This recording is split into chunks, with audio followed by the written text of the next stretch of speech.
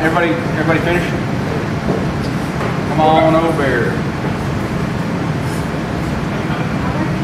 This is a group thing. We're not going to leave anybody behind here.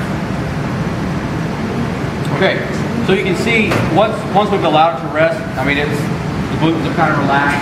They're not tough anymore. It's very malleable. We can take it, kind of manipulate it a bit. What we have here is a typical pasta machine, and that's what we're going to use. Our veal fricassee is actually going to be placed on a bed of noodles, because the sauce that we prepare is actually the best way to take this apart too is with a bench knife. I just bless you. See my hands for that. I don't have I have one right there. Anyway, so what we're going to do is take the veal fricassee and we're going to place it on top of a bed of noodles, like I said. These noodles, we're going to press them out with the pasta machine. We're going to cut them with the pasta machine, and we're just going to leave them out to air dry. Okay. Prior to plating, we're going to go and put these in some well-seasoned water. Just real quick, we're talking about maybe 3 minutes tops cook time. Very, very, very short cook time. We'll pull them out, and then we're going to put them in the sauce that we've created with our veal.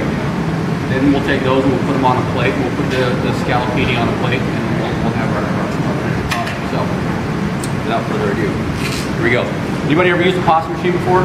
No, These are really awesome. Someone was talking about a meat grinder for the KitchenAid. You can also get the pasta machine as well. It's pretty sweet. So, pretty typical stuff. We're just going to take it. Josh, you can't just push people. I may have too much pasta here. And we're just going to kind of get it going. We're going to run it through.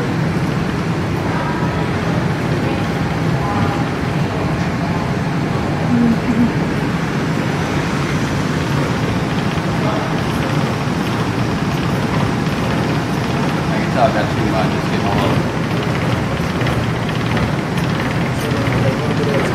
Yeah, we'll do a smaller portion. That's all right. So, you can see what I've done. You can see I've got too much pasta, and it's a little bit wet, so I've got a little bit of flour, and I'm not going to go crazy here. Just enough to give it a little bit of a dust. Just help it get through the machine. Okay. If not, it'll stick to the machine. Yeah, we'll have a challenge. Now, I've got this on the highest setting, so I'm going to bring it down. We've got it on 8. I'm going to go and bring it to 6. So that means it's going to be a little thinner. And we'll run this through. Just create this thinner pasta. Okay. You guys get the idea here? Pretty tough stuff, right? All right, we're going to take it down to a 2-3 level. Okay, 3-4.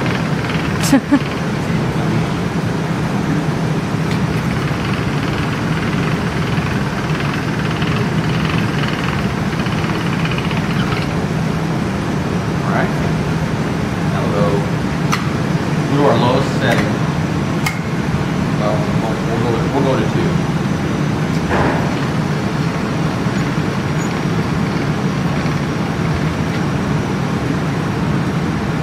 If you guys don't have one of these machines at home, trust me. If you have kids and you can do this, they're gonna love every minute of it. I would encourage you to buy one. They're not too expensive. Alright, so one last time. I'm going to go all the way to 1. Call it. They're 35 at Target and 80 something at Williams Sonoma. There is a little bit of difference with nothing. Of course, Williams Sonoma, you know, they're gonna have a great product. You say Target has it for how much? 35? 34.95. 34.95.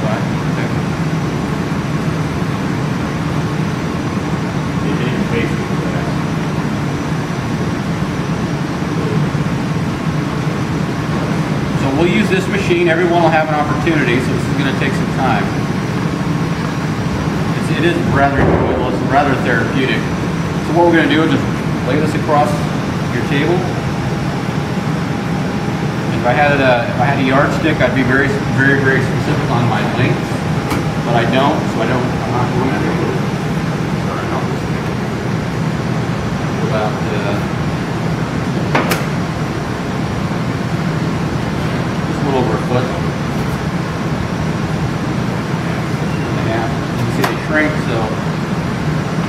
that. Cut them a little large.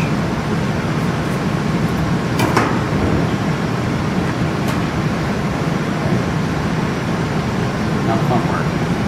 We'll take this.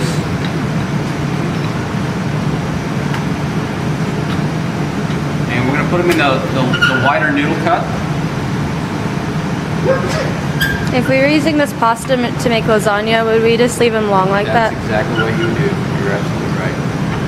So we're going to just run these through here.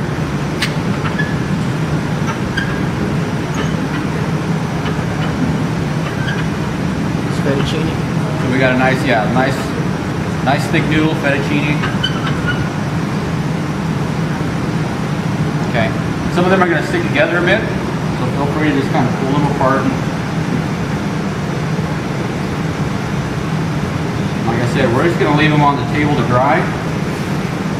Make sure you have a nice clean table.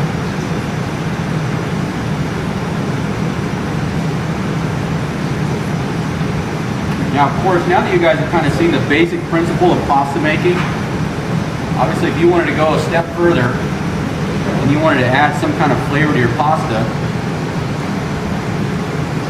you could do like a lemon zest and rosemary, chop up some rosemary, and you can start to season your pastas, flavor them.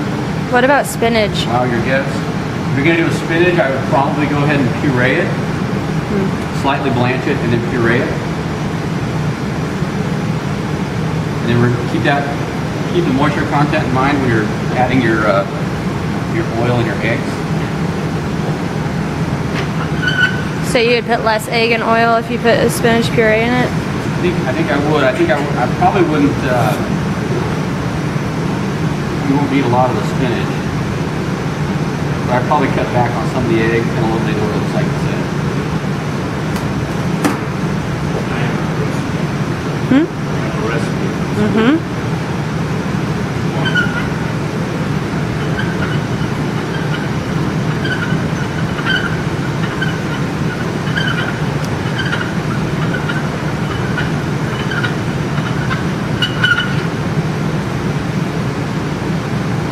You guys kind of get the idea?